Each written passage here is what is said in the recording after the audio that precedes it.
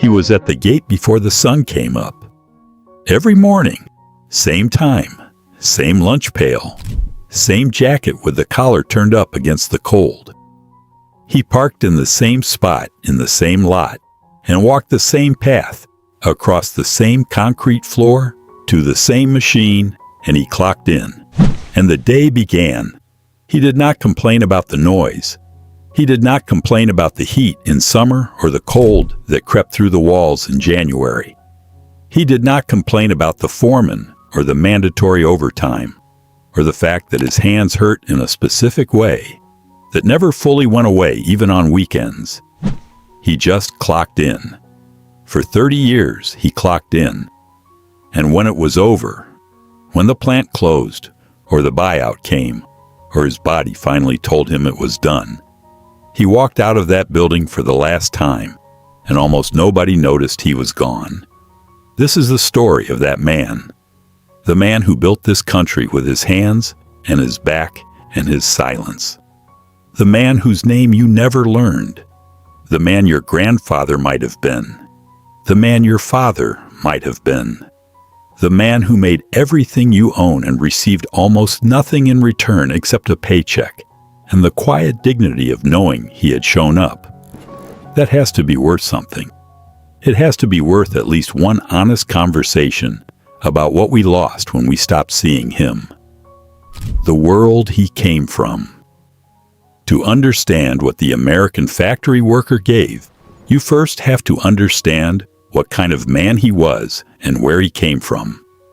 He was born in the 1930s or the 1940s, most likely.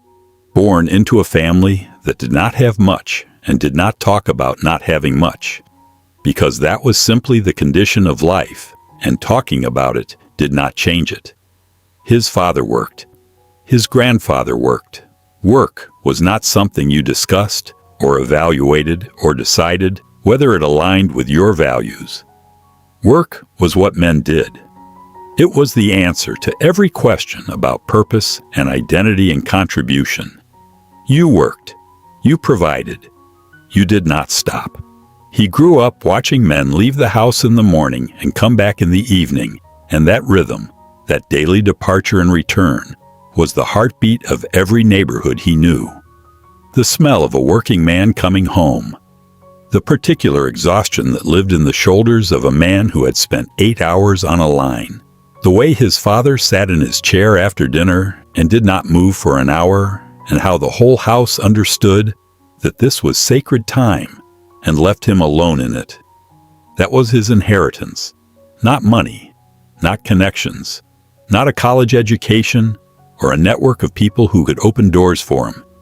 Just the example, the daily wordless, non-negotiable example of a man who showed up. And he took that example and he built his entire life on it. What the factory floor actually was. People who have never stood on a factory floor have a picture of it in their minds that is almost entirely wrong. They picture a dark, dirty, miserable place. A punishment.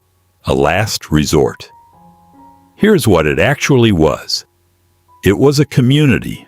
A dense, loud, complicated, sometimes brutal community of men who knew each other in the specific way that people know each other when they spend 8 to 10 hours a day side by side, doing hard physical work. They knew who had a sick kid at home. They knew who was going through something with his wife. They knew who needed to be covered for 20 minutes on a Tuesday afternoon without anyone asking why. They knew all of this without ever sitting down and having a conversation about feelings. They knew it because they were paying attention. Because when you work next to a man for years, you learn to read him the way you learn to read weather. You know when something is off before he says a word, and you respond not with questions, but with action. You pick up the slack. You give him the easier task that day. You hand him a coffee without being asked. That was the culture of the factory floor. Unspoken, unsentimental, and more genuinely caring than almost anything that gets called caring today. There was also pride. Real pride. Not the performed kind. The kind that lives in the body. A man who spent 30 years running a particular machine knew that machine the way a musician knows an instrument. He knew every sound it made and what each sound meant. He knew how to feel through his hands when something was slightly off before any gauge registered it. He had a relationship with that machine that was physical and intimate and completely invisible. That knowledge lived in him. It was his. Nobody could take it. And when he walked off that floor for the last time, it walked out with him and was gone forever. What he gave his family and how he gave it. He did not say, "I love you" easily. That is the first thing his children will tell you. He was not a man who sat on the edge of the bed and talked about his feelings, or planned elaborate gestures, or remembered anniversaries without being reminded. He was not built for that language, and he had not been taught it, and in some ways, the world he lived in actively discouraged it. But he was up at 5 every morning so his children could sleep until 7. He worked the overtime shift so his daughter could have the dress she wanted for the school dance. He fixed the car himself on Saturday afternoon instead of paying someone else. He went to every game, every recital, every school play, and sat in the back and did not say much and drove home after and made sure everyone got inside before he turned the lights off. That was his language. Action, presence. And his children grew up, and some of them understood this, and some of them didn't. Some of them spent years feeling like their father was distant, when what he was actually doing was working himself into the ground, so they would never have to know what working yourself into the ground actually felt like. Some of those children figured it out eventually, usually too late, usually standing in front of a casket or sitting in an empty house going through a man's belongings and finding 30 years of pay stubs in a shoebox, and suddenly understanding for the first time the scale of what had been given to them without a single word of explanation. What nobody ever said to him. Here is the part that is hardest to sit with. Nobody ever told him he mattered. Not in any official way. Not in any cultural way. Not in the way that a nation tells its people that their contribution is seen and valued, and that the sacrifice they made in anonymity was not wasted. He got a paycheck. He got a pension if he was lucky, and if the company honored it, which was not always guaranteed as it turned out. He got a handshake on his last day, and maybe a plaque, or a watch and a sheet cake in the break room, and then he walked out, and the machine was running before he reached the parking lot. That was it. There was no national conversation about what these men had built. No serious political movement that put his face on its posters and meant it. No cultural moment that said, this man, this specific quiet American man who gave 30 years of his body to a factory floor. He is the reason any of this exists, and we should stop and acknowledge that. Instead, what he got was the slow, creeping feeling that the country had moved on without him, that the things he was good at were no longer valued, that the identity he had built, provider, worker, man who shows up, was being quietly reclassified as something ordinary, something anyone could do, something that did not require particular respect or particular recognition. He felt it happening, and he did not have the words to describe what he was feeling, because he had never been given the words, and so he sat with it. Quietly. The way he sat with everything. The number that tells the whole story. At the peak of American manufacturing in the late 1970s, nearly 20 million Americans worked in factories, 1 in 5 workers. The backbone of the middle class.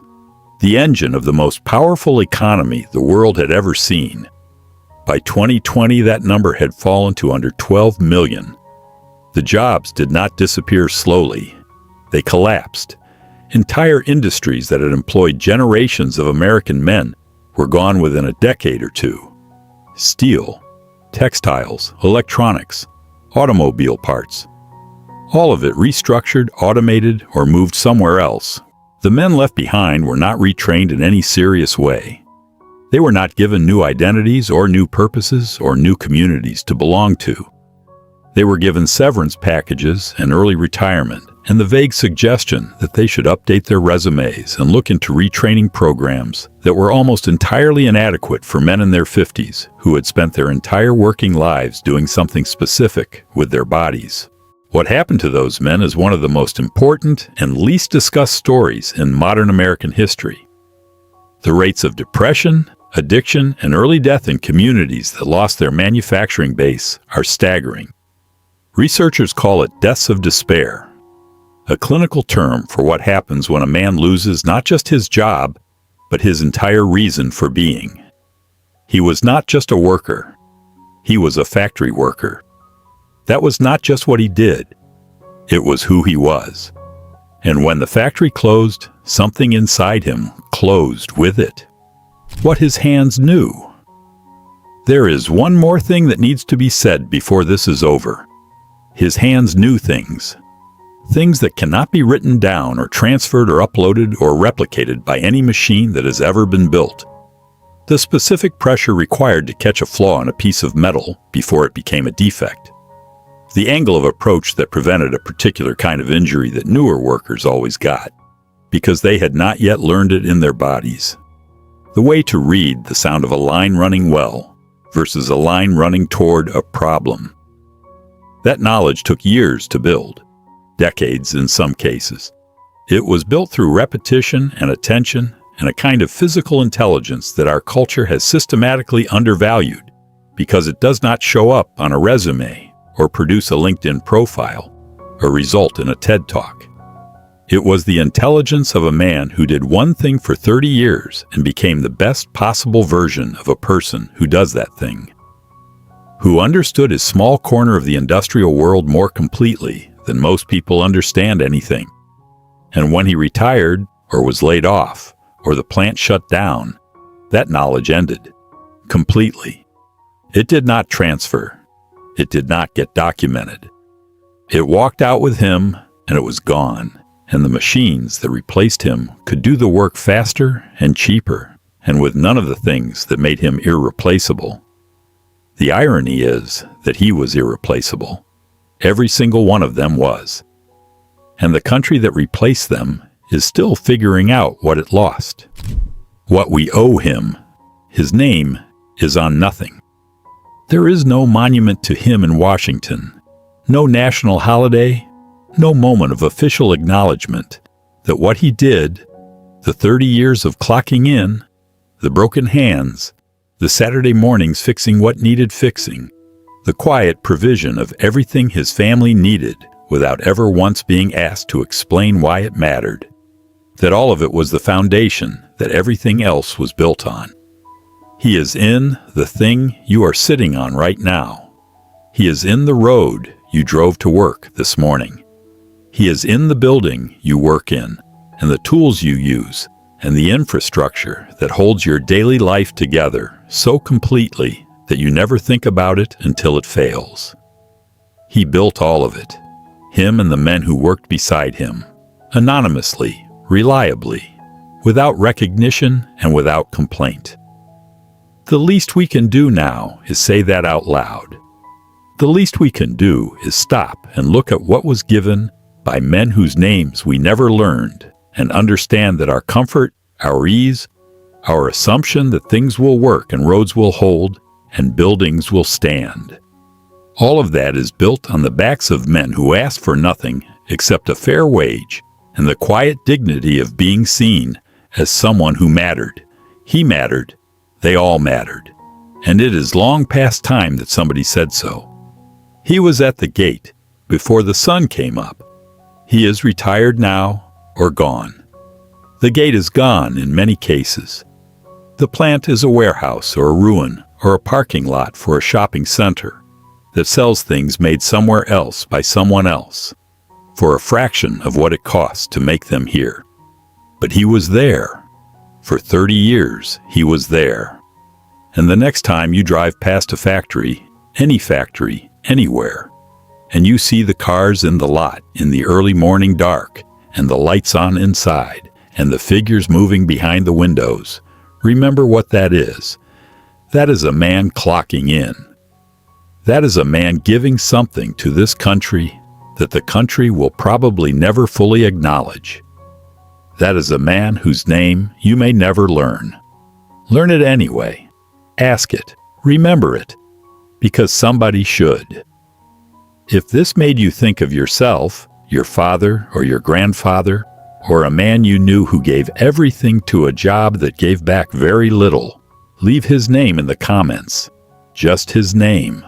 That is enough. I will read every single one. And if this is the kind of story you think deserves to be told, subscribe. There are more of these men. There will always be more. And I intend to keep telling their stories for as long as anyone will listen. I will see you in the next video.